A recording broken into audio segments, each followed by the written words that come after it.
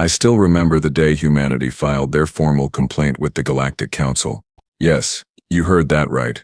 A complaint, not a declaration of war, not a demand for territory, not even a passionate speech about rights and dignity. A complaint, filled out in triplicate with all the proper signatures and timestamps submitted through the official channels like they were reporting a broken streetlight. The absurdity of it still makes my secondary hearts flutter. My name is Velkor, and I serve as the administrative liaison for species integration on the Council station orbiting Kepler 442b. Sounds impressive, doesn't it? In reality, it means I'm the poor fool who has to process all the paperwork when new species join our little cosmic community. 23 years I've been doing this job, and I've seen it all. The Kross brought tribute of their finest warriors. The Millipex offered technological marvels. The Yorthian collective sang harmonies that made grown diplomats weep. And then there were the humans. They brought forms, lots and lots of forms. I was having my morning stimulant, a thick blue beverage from my homeworld that tastes like copper and regret, when my assistant Plix scuttled into my office. Plix is a scatteron, which means she has about 40 legs, compound eyes the size of dinner plates, and the personality of someone who's perpetually disappointed in you. Velkor, she clicked, her mandibles twitching with what I'd learned to recognize as exasperation. The humans are here, again. I sighed, my gill slits flaring. What is it this time? Another question about parking regulations? More concerns about the temperature in the public assembly halls? Worse, Plix deposited a data tablet on my desk with a theatrical flourish. They've submitted a formal grievance about their classification status.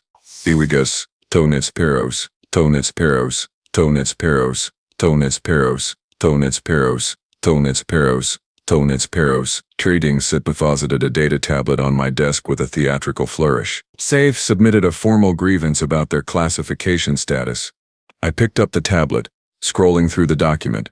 It was, I had to admit, impressively thorough. Humans had been classified as a class species when they were admitted to the Council 15 cycles ago. Class FIF, for those unfamiliar with our system, basically means harmless but cute. Think of them as the cosmic equivalent of a pet that can use tools. Nobody takes them seriously, but nobody wants to hurt them either. The document argued, with citations and evidence I might add, that this classification was grossly inaccurate and borderline insulting. It requested a formal review and reclassification hearing. I laughed, actually laughed out loud, which caused Plix to skitter backward in alarm. They want a hearing? I wheezed, my breathing slits pulsing with mirth. These are the beings who needed 3 months to figure out how to use the public transportation system. The ones who kept trying to befriend the maintenance drones. They want to argue they're more dangerous? Apparently, Plix said dryly. Their representative is waiting in conference room 7. I composed myself, smoothing down my administrative robes. Fine, let's go humor them. This should be entertaining, if nothing else. Conference room 7 was one of our smaller spaces, usually reserved for minor disputes or routine check-ins. When I entered, I found a single human sitting at the long metal table, calmly reviewing something on a portable screen.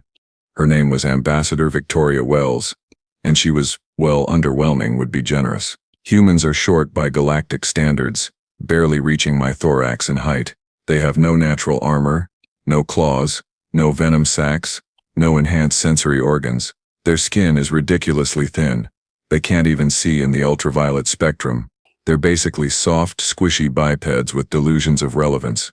Ambassador Wells, I said, settling into my seat across from her. I've reviewed your complaint. Grievance, she corrected, not looking up from her screen. A complaint is informal. This is a formal grievance, which according to Galactic Council Regulation 447b, subsection 12, requires a full review panel and response within 30 standard days. I blinked all 3 of my eyes. You've memorized the regulations? Not all of them, she said, finally meeting my gaze. Her eyes, I noticed, were a peculiar shade of green. Predator eyes, I realized with a start. Forward-facing, designed for tracking prey. Funny, I'd never noticed that before. Just the ones relevant to our situation. Now, shall we discuss the reclassification? Ambassador Wells, I said, trying to sound patient. I understand your species takes pride in their achievements, but the classification system is based on objective criteria, combat capability, technological advancement, territorial control, and strategic military assets. Humans score remarkably low in all categories. Do we? She tapped her screen, and a holographic display shimmered to life above the table. Let's examine that, shall we? Combat capability. Your assessment was based on physical strength and natural weaponry, correct? Among other factors, yes. Interesting. The hologram shifted, showing a graph. Because humans don't rely on physical strength. We rely on tool usage, strategy, and most importantly, persistence. Do you know what persistence hunting is, Velkor? I didn't, but I wasn't about to admit it. Enlighten me. It's a hunting technique where you don't need to be faster or stronger than your prey, you just need to be more stubborn. She smiled, and there was something unsettling about the expression. You chase an animal for hours, sometimes days. It runs, you follow. It hides, you find it. Eventually it collapses from exhaustion, and you walk up and kill it. Humans evolved as persistence hunters. Velkor. We don't give up, ever. Fascinating, I said, not entirely lying, but hardly relevant to modern warfare. Isn't it? All the display changed again. Let me tell you about a war from our history. The Winter War, a tiny nation called Finland, was invaded by one of the largest military powers on Earth at the time. The Soviet Union had more soldiers, more tanks, more aircraft, more everything. They should have won in weeks. And did they? They lost over 300,000 soldiers. The Finns lost a fraction of that. The war lasted months, not weeks, and ended with Finland maintaining its independence. Want to know how? The Finns used the terrain, the weather, and sheer bloody-minded refusal to surrender. They had soldiers on skis who would appear from the forest, kill 50 men, and vanish before anyone could respond. They called him the White Death. One man, over 500 confirmed kills. I felt my tertiary stomach clench. One soldier? One very patient, very persistent soldier. Victoria leaned forward. That's what you've classified as harmless, Velkor. A species that produces individuals capable of hunting other individuals with that level of efficiency. But let's move on to technological advancement, shall we? The hologram shifted to show what appeared to be a primitive explosive device. This is a Molotov cocktail. Gasoline, a glass bottle, and a burning rag. Crude, right? Humans invented dozens of variations of this during various conflicts. Now, look at this. The image changed to something far more complex. I recognized it immediately. It was a quantum destabilization matrix, one of the most sophisticated weapons in the known galaxy. That's Yorthian technology, I said. It was, Victoria agreed, until 3 years ago, when our engineers figured out how to replicate it using materials we can synthesize in any basic laboratory. We didn't steal the plans, Velkor. We bought one legally, took it apart, figured out how it worked, and made our own, better versions. Actually, more efficient power consumption, 30% smaller, and we can produce them for a fraction of the cost. My gill slits flared in alarm. That's not possible. The Yorthians spent centuries developing that technology. They spent centuries refining it, Victoria corrected. We spent 18 months understanding it and 6 months improving it. Do you want to know why? Because humans have a very special talent. We look at things that work and immediately ask, how can we make this better, cheaper, or more dangerous? Usually all three. She wasn't done. The hologram continued cycling through images. Each one was more disturbing than the last. Weapons, shields, propulsion systems. Some I recognized as adaptations of existing technology. Others were completely novel designs. Territorial control. Victoria continued. You marked us down because we only control one star system. Fair enough. But did you know that in the 15 cycles since we joined the Council, human population in this sector has increased by 340%. We're building habitats, terraforming moons, and establishing outposts. Give us another 20 cycles, and we'll have settled 30 systems. We breed fast, Velkor, and we adapt faster. Strategic military assets, I said weakly, trying to regain some control of the conversation. Surely you can't argue with that assessment. Humans have no significant fleet, no warrior class. No. We have 3 million veterans, Victoria interrupted. 3 million individuals who have been trained in combat strategy and survival. We have defense platforms around Earth that can vaporize incoming threats at 0.3 light speed. We have manufacturing capabilities that can produce 10,000 combat drones per day. And most importantly, she paused, and her smile grew wider. We have patience. The room felt colder suddenly, or maybe that was just me. Ambassador Wells, I said carefully, what exactly are you suggesting? I'm not suggesting anything, she replied. I'm stating facts.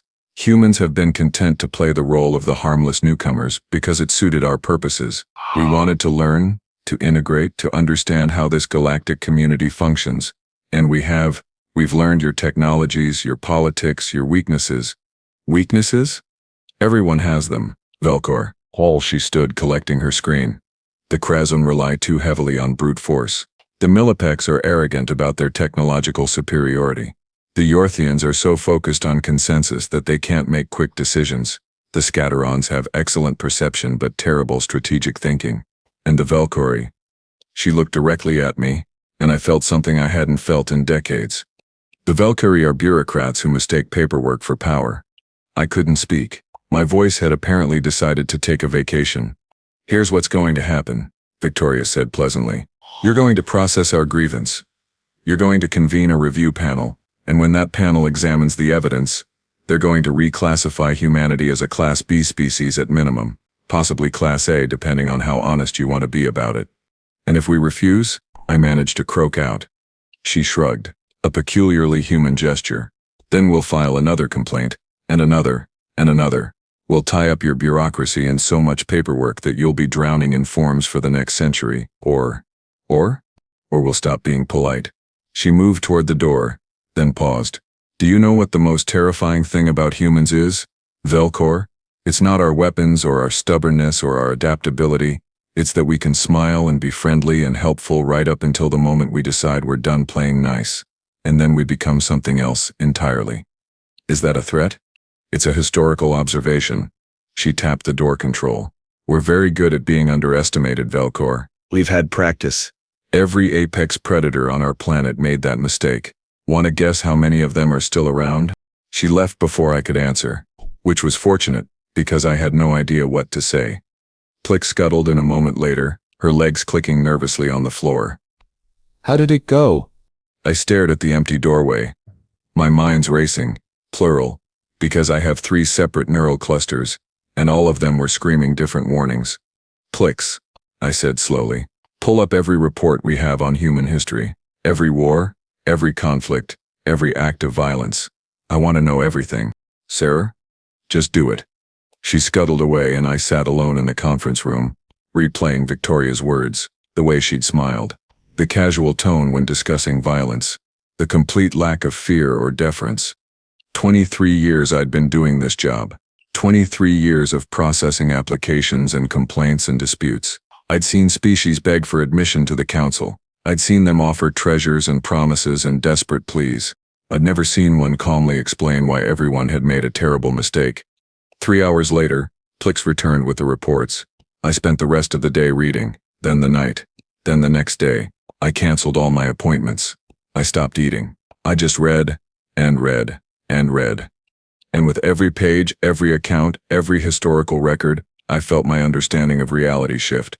The humans had fought wars that lasted decades. They developed weapons specifically designed to cause maximum psychological damage. They'd engaged in conflicts where both sides knew they might lose everything. And they'd fought anyway because the alternative was unacceptable. They'd taken the concept of mutually assured destruction and based their entire planetary defense strategy around it. One passage stopped me cold. It was from something called the Second World War, a conflict that had killed somewhere between 70 and 85 million humans. The account described something called the Battle of Stalingrad. The fighting lasted 5 months. Soldiers fought in the ruins of buildings, in sewers, in streets filled with frozen corpses. They fought with guns until they ran out of bullets, then with knives, then with their bare hands. The temperature dropped to -40 degrees. They were starving, freezing, dying, and they didn't stop. One side eventually won, but only because they'd been slightly better at enduring hell than the other side. I read about something called the 100 Years' War, which despite the name actually lasted 116 years.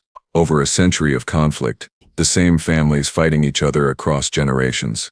I read about nuclear weapons, devices capable of destroying entire cities in seconds. All the humans had built them, used them twice, and then spent the next 80 years living under the threat of global annihilation.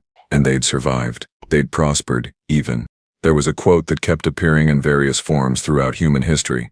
We shall fight on the beaches, we shall fight on the landing grounds. We shall fight in the fields and in the streets. We shall fight in the hills. We shall never surrender. Never surrender. Not we'll fight until it's hopeless. Not we'll fight until the costs are too high. Just never. I thought about the Krazon, who would retreat if they suffered more than 30% casualties. I thought about my own people, who would negotiate before allowing our infrastructure to be damaged.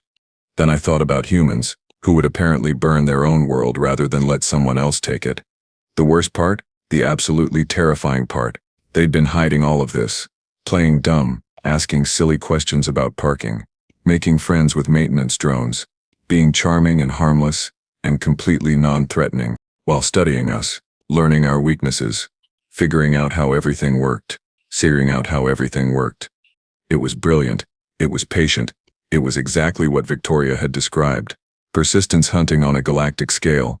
I pulled up the original classification report on humanity. The assessor had noted their lack of natural weapons, their fragile biology, their limited technological development, all accurate observations. But the assessor had missed something crucial. They'd missed the fact that humans don't need natural weapons because they're exceptionally good at making unnatural ones. They'd missed that fragile biology makes you creative about avoiding damage. They'd missed that limited technological development just means they're hungry to learn more. Most importantly, they'd missed the look in human eyes, that predator focus, that quiet calculation. We'd all missed it. I activated my communication terminal and requested an emergency session with the council leadership. It took some arguing, some invoking of obscure regulations, but eventually they agreed. The session was scheduled for 3 days hence. In those 3 days I prepared. I compiled evidence, organized presentations, and practiced my arguments. I barely slept. My mates thought I'd lost my minds. Maybe I had, but I couldn't shake the feeling that Victoria had given me a gift. A warning, really. She'd shown me the truth before it was too late. Before humanity stopped being polite. The council chamber was exactly as pompous as you'd expect. Vaulted ceilings, ornate decorations, and enough ceremonial nonsense to choke a Thulian swamp beast. 17 species were represented, each leader sitting in their designated spot, looking various degrees of bored or irritated at being summoned. I stood in the center, feeling very small and very aware that my career was probably about to end. Liaison Velkor, High Counselor Morax rumbled. He was a Krazon, naturally, which meant he was roughly the size of a combat shuttle, and had a voice like grinding metal. You have requested this emergency session to discuss a classification dispute. Are you aware of the protocols for... With respect, High Counselor, I am intimately aware of all protocols, I interrupted. Which, by the way, is a fantastic way to ensure you never get promoted again. I have served this council for 23 years. I have never requested an emergency session. I would not do so now unless the matter was genuinely urgent. Urgent? Counselor Ixeth hissed. She was Millipex, serpentine, and elegant, with a well-deserved reputation for cutting sarcasm. Because the humans filed a complaint? The humans file complaints about everything. Last month they complained about the acoustic properties of the waste reclamation facilities. And they were right, I said. The facilities were operating at frequencies painful to human hearing. We adjusted them. But that's not why I'm here. I activated the holographic display, showing the same data Victoria had shared with me, along with everything I'd learned since. I'm here because we made a critical error in our assessment of humanity, an error that could have catastrophic consequences if not corrected immediately. That got their attention. Nothing motivates bureaucrats quite like the threat of consequences. For the next 2 hours I presented everything. The history, the technology, the strategic capabilities. I showed them war after war after war. I explained persistence hunting, mutually assured destruction, and the concept of total war. I quoted their own leaders, their philosophers, their generals. The chamber grew quieter as I spoke. No interruptions. No scoffing. Just silence and the occasional sound of someone shifting uncomfortably in their seat. In conclusion, I said, my voice hoarse from talking, humanity should be immediately reclassified as a Class A species, not because they pose an immediate threat, but because they pose a potential threat that we have been systematically underestimating. They are patient, adaptable, and frighteningly competent at violence. More importantly, They have been studying us while we dismissed them as harmless. This is speculation. Counselor Thrain spoke up. He was Yorthian, part of a collective consciousness, which meant his voice echoed with multiple harmonics. You're extrapolating from historical data, ancient conflicts, primitive warfare. No, I said firmly. I'm identifying patterns. Patterns that persist across their entire history. Humans don't become less dangerous as they advance. They become more dangerous with better tools. And now they have access to our tools. High Counselor Morax leaned forward, and I felt the weight of his attention. What exactly are you suggesting, Lidicals? For the so-holes. With Wallace. I'm suggesting, I said carefully, that we have invited a species of apex predators into our community, and then proceeded to show them all our vulnerabilities while assuring ourselves they were harmless. I'm suggesting that if humanity ever decides they want something we have, we won't be able to stop them. Not because they're stronger or more advanced, but because they will simply refuse to give up until they have it. That's absurd, Excess said. But her voice lacked its usual confidence. One species cannot threaten the entire Galactic Council. We have fleets, armies, technologies they can barely comprehend. Do we? I pulled up one final hologram. 3 days ago I submitted a request to our military command. I asked them to run a simulation. A war game, if you will. Humanity versus the Council. Saray said it was pointless. I insisted. Yesterday they sent me the results. Perkatsov, it was pointless. The hologram displayed a tactical map. Red indicators for human forces. Blue for Council forces. The simulation ran forward. Compressed time showing weeks of conflict in seconds. The blue indicators started disappearing. Damn! Slowly at first, then faster. The humans didn't try to hold territory. They struck supply lines, communication hubs, manufacturing centers. They avoided direct confrontation, wore down superior forces through attrition, and exploited every tactical weakness.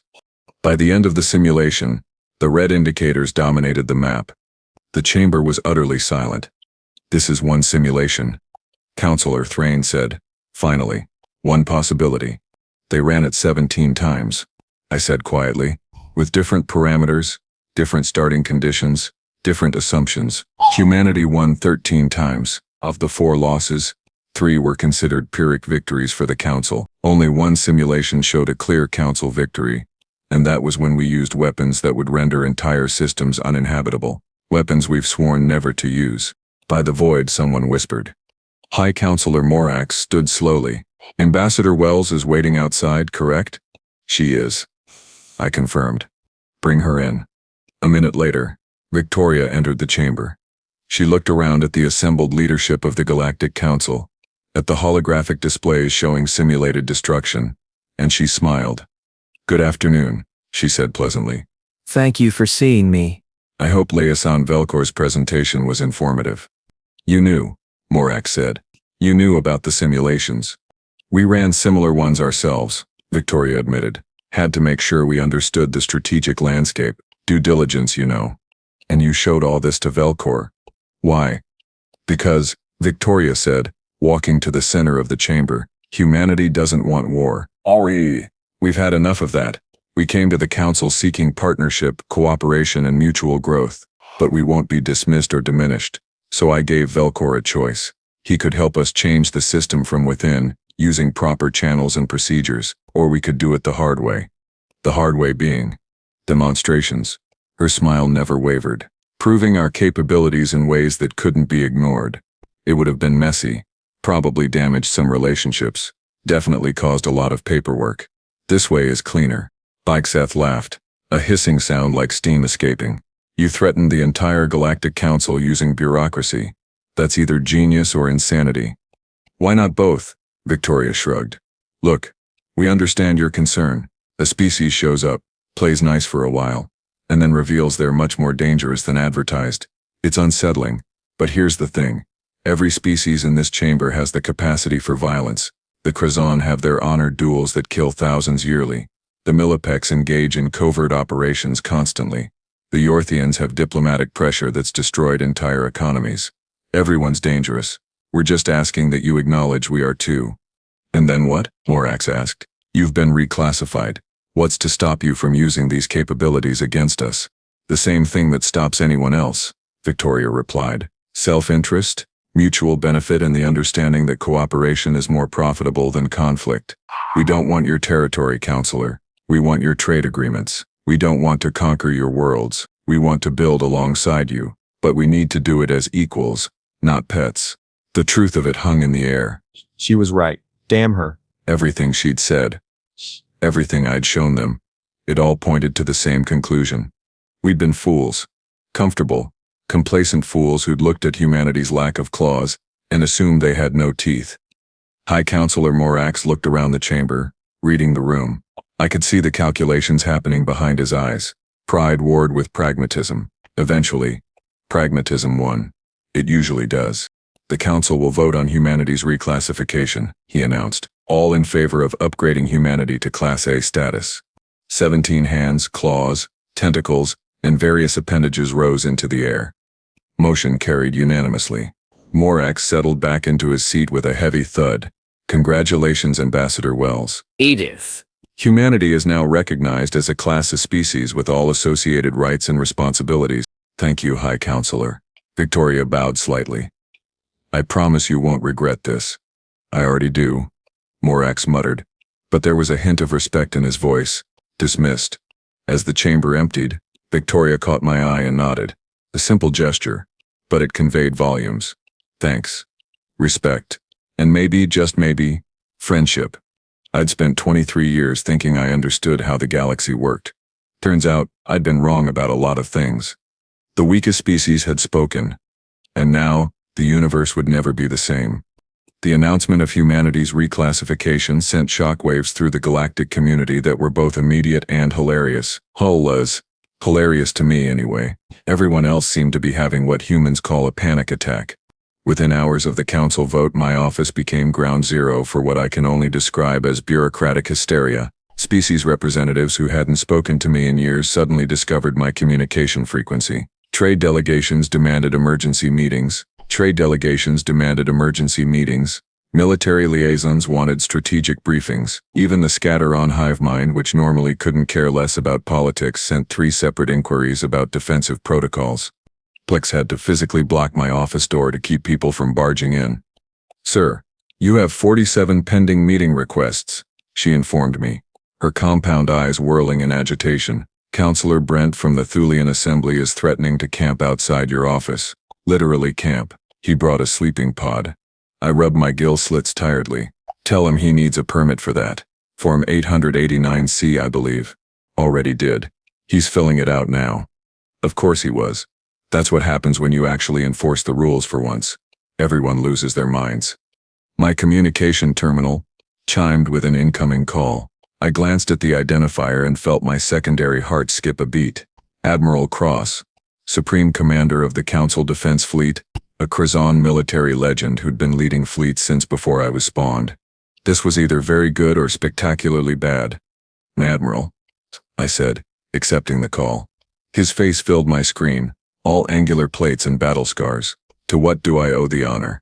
Cut the pleasantries, Velkor. His voice could have stripped paint. I need you to set up a meeting with the Human Military Command, immediately. May I ask why, sir? Because those simulations you showed the Council? Hold C. He leaned closer to his camera. I ran 20 more, then 30, then I stopped counting, because the results were making me nauseous. We need to talk to them, now, before someone does something stupid. Stupid like what? Like deciding to test human combat capabilities firsthand, he growled, a sound that made my survival instincts scream. There are factions in the military who think the simulations are exaggerated, who want to probe human defenses, see if they're really as dangerous as advertised. I need to shut that down before it starts, which means I need to actually talk to someone who knows what humanity is capable of. I understood immediately. The last thing anyone needed was some hot-headed officer deciding to poke the humans with a stick to see if they'd bite back, especially since, based on everything I'd learned, they absolutely would, and they wouldn't stop at biting.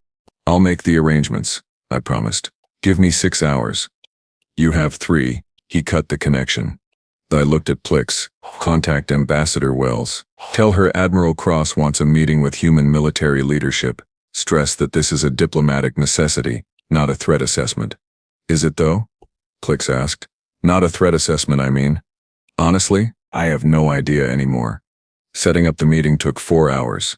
Not 3, but Admiral Kross was gracious enough not to have me court-martialed for tardiness. The location was neutral ground, a council diplomatic station in orbit around an uninhabited moon. Security was tight enough to make a Millipec spy nervous. I arrived early, mostly because I wanted to observe everyone else arriving. Call it professional curiosity, or morbid fascination. Both seemed appropriate. Admiral Kross came with an entourage of senior officers, all looking various degrees of concerned or aggressive. The Krazon, bless their simple hearts, only have 2 emotional settings, confident and violent. Seeing them look worried was deeply unsettling. Then the humans arrived. I'd expected a fleet, maybe not a large one, but at least a show of force, something to demonstrate that they belonged at this table. Instead, 3 ships appeared on sensors. 3 small vessels, barely larger than personal transports. They docked efficiently. No wasted movement, no unnecessary communication chatter. 10 minutes later, 5 humans walked into the conference room. 5. That's it. No honor guard, no security detail, no intimidation tactics. Just 5 humans in simple uniforms, carrying nothing but data tablets. The one in front was a woman who introduced herself as General Amanda Reeves. She was older than Victoria, with silver hair cut short and eyes that reminded me of blast doors. Solid, immovable, designed to keep things out or in depending on necessity. Admiral Kross, she said, extending her hand. Thank you for requesting this meeting. Kross stared at her hand for a moment, then carefully grasped it. The human handshake, I'd learned, was basically a miniature combat test. How firmly you grip told the other person something about your character. Humans were weird like that. General Reeves, Kross rumbled. I appreciate your willingness to meet on short notice. Of course, she gestured to her companions. This is Colonel Marcus Hunt, our Strategic Operations Commander, Commander Lisa Park, Intelligence Analysis, Dr. Raymond Foster, our Chief Weapons Theorist, and Captain James Wright, who handles first contact scenarios. Everyone settled into their seats. The humans sat on one side of the table, relaxed and attentive. The Krazon officers sat opposite, rigid and tense. Sai took a seat at the end, ready to mediate if necessary. Let me be direct, Kross began.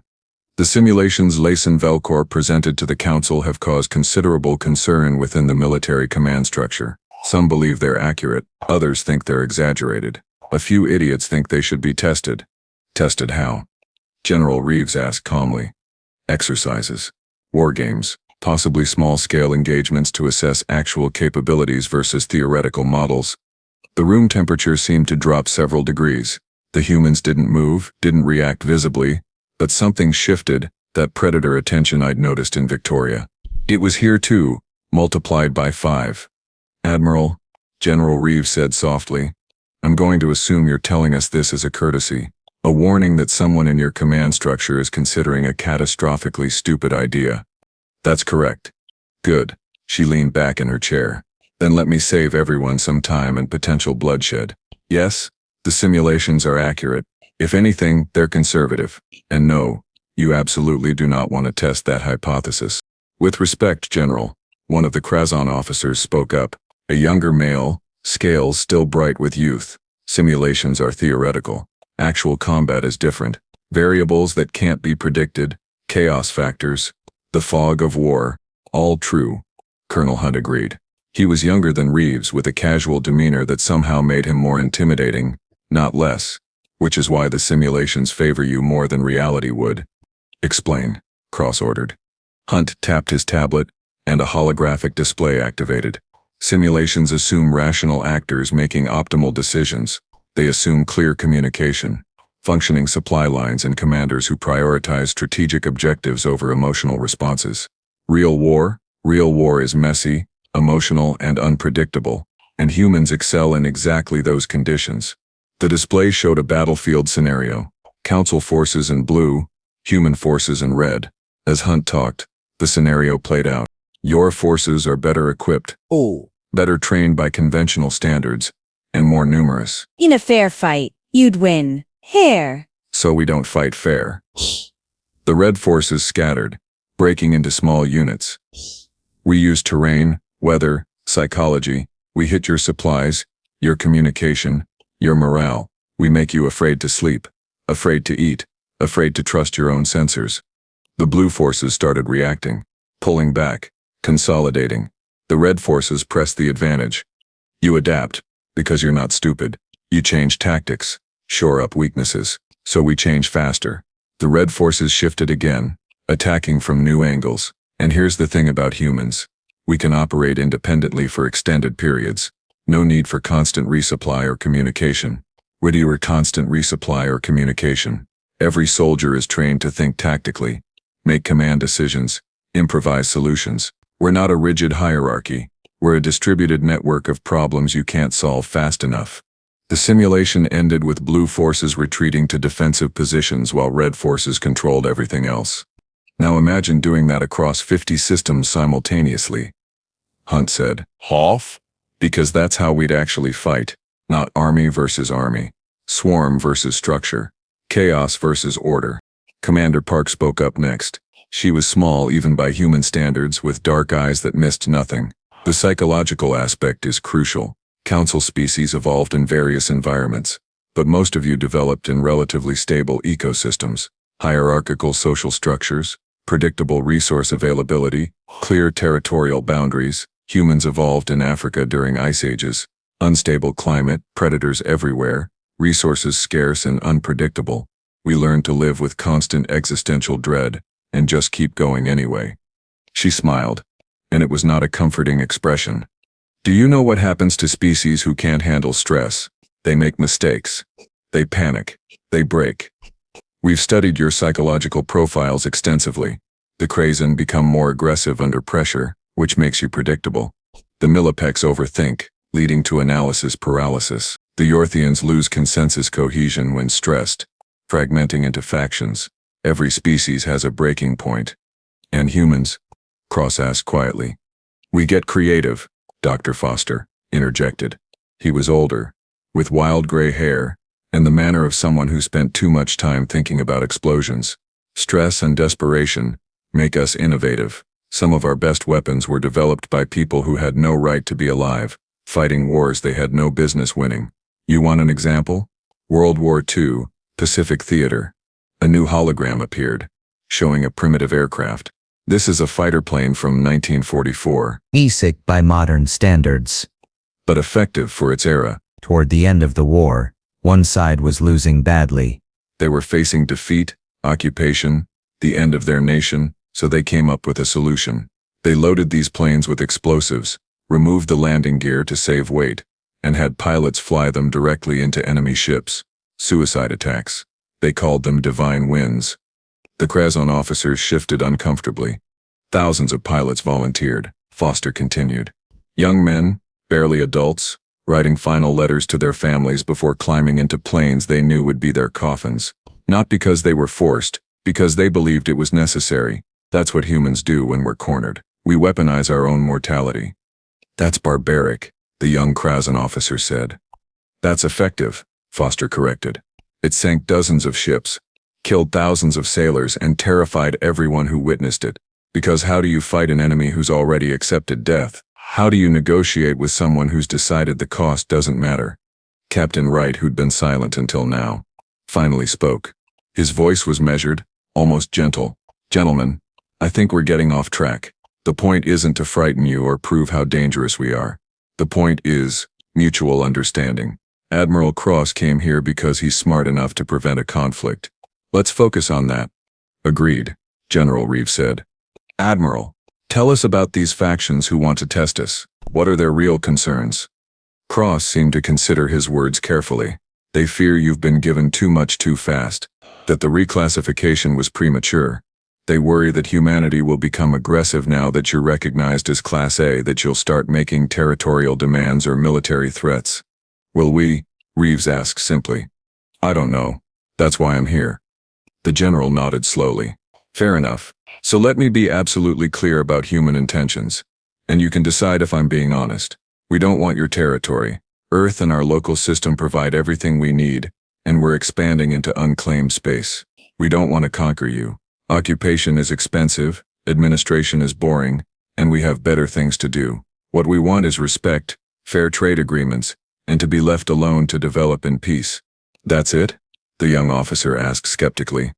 That's it, Reeves confirmed. Look, I understand why you're nervous. A new species suddenly reveals they're more dangerous than advertised. But consider our perspective. We were classified as Class F. Harmless. Cute. Basically pets who could use tools. Do you have any idea how insulting that is? We built quantum computers, mapped our own genome, sent probes to other star systems, and you filed us under adorably non-threatening. Several of the humans chuckled. The Krazon officers looked confused. We could have gotten angry. Reeves continued.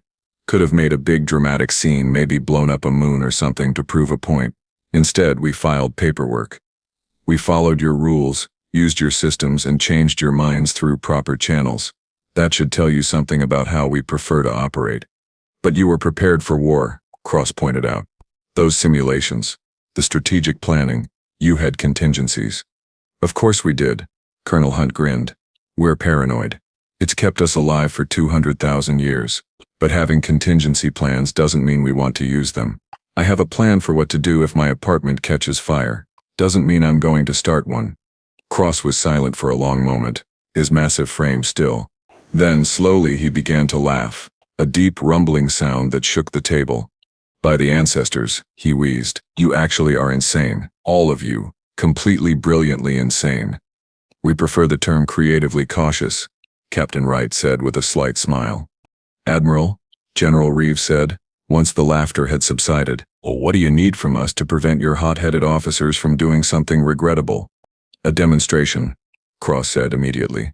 Not of force, of capability, with something that proves the simulations are accurate without anyone actually dying. Can you do that? The humans exchanged glances. Some kind of silent communication passed between them. Finally, Reeves nodded. We can do that. How soon? How soon can you arrange it? We already have. Commander Park's smile was downright mischievous. We anticipated this conversation. The demonstration begins in about 30 seconds. What? Kross stood abruptly. What are you? His communication device erupted with alerts. So did mine. So did everyone else's. I pulled up my tablet, reading the incoming reports with growing disbelief. Admiral, you need to see this. Kross snatched his own device, his eyes widening as he read. This is impossible. What is? I asked, though I was reading the same reports.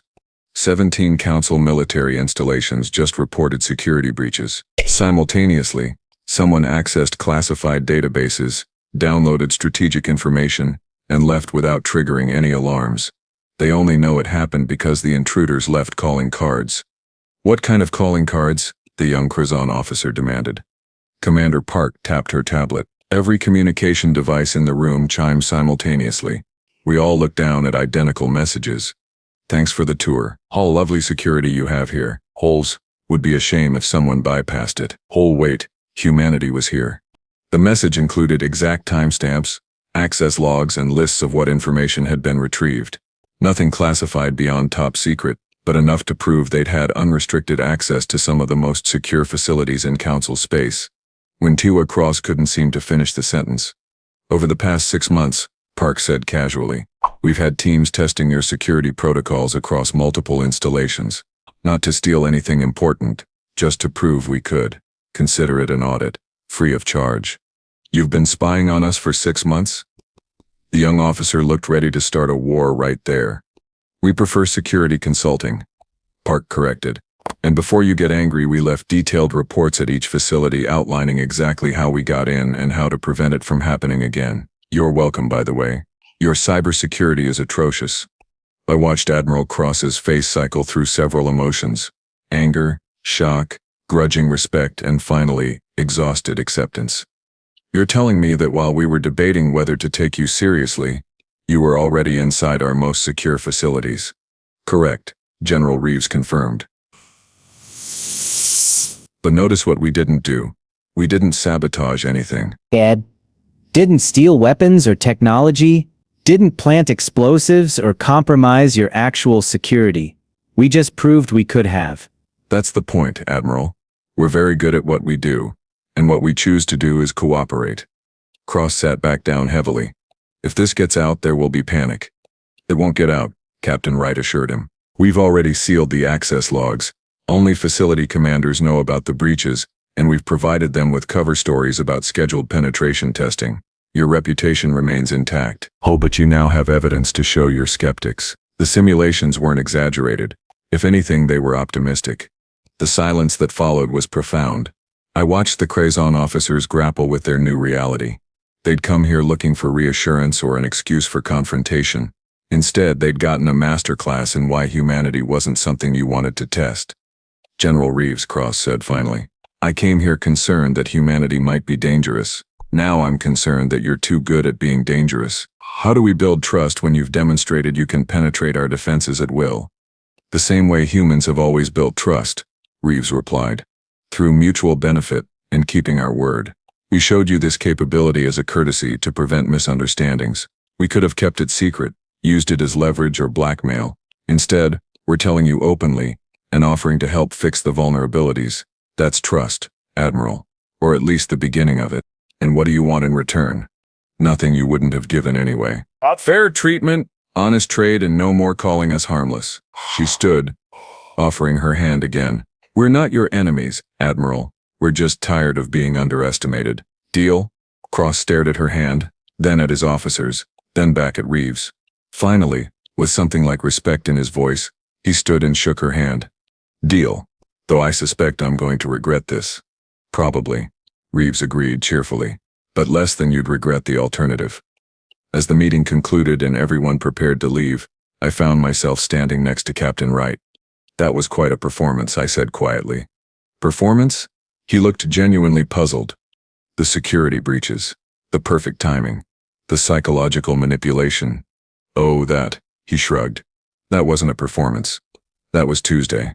We do this kind of thing constantly, just usually for our own government agencies. You spy on yourselves? We call it quality assurance. But yes, if someone claims their security is impenetrable, we make a game out of penetrating it. Keeps everyone honest and sharp. That's insane. Probably, he grinned. But it works. Look, Velkor. I know all of this is overwhelming. Discovering humanity isn't what you thought. But here's something to remember. We're not trying to take over the galaxy or prove we're the toughest species around. We're just trying to survive and maybe make some friends along the way. Everything else? The paranoia, the contingency plans, the aggressive self-defense strategies, that's just how we've learned to stay alive. And if someone threatens you? His smile faded, replaced by something colder. Then we remember that we evolved on a planet that spent millions of years trying to kill us, and we're still here. Make of that what you will. He walked away, leaving me alone with my thoughts. Over the next several weeks, word of humanity's reclassification and demonstrated capabilities spread through the galactic community. Reactions varied wildly.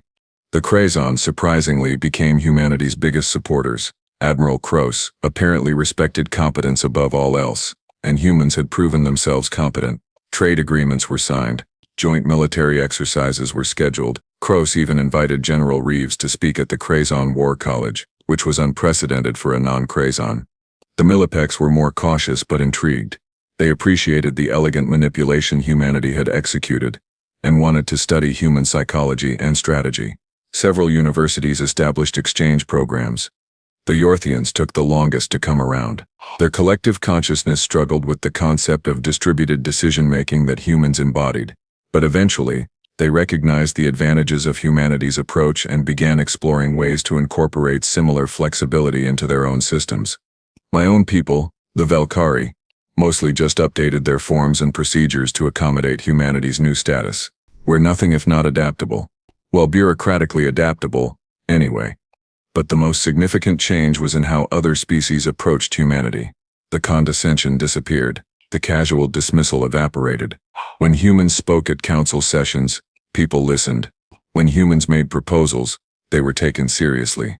Victoria Wells became something of a minor celebrity. Her strategy of using bureaucracy as a weapon inspired several academic papers and at least 3 entertainment productions. She handled the attention with the same calm competence she'd shown in my office that first day. I ran into her about 2 months after the reclassification, in a corridor outside the council chambers. Ambassador Wells, I greeted her. Congratulations on your recent trade negotiations with the Thulian Assembly. I heard you drove a hard bargain. They learn not to underestimate human stubbornness. She replied with a smile. How are you, Velkor? Still drowning in paperwork? Always. Though at least now it's interesting paperwork. Did you know the Scatteron want to establish a joint intelligence sharing program with humanity? They're fascinated by your approach to information gathering. I heard. Commander Park is handling those negotiations. She's having the time of her life. We walked together for a moment, comfortable in the silence. Can I ask you something?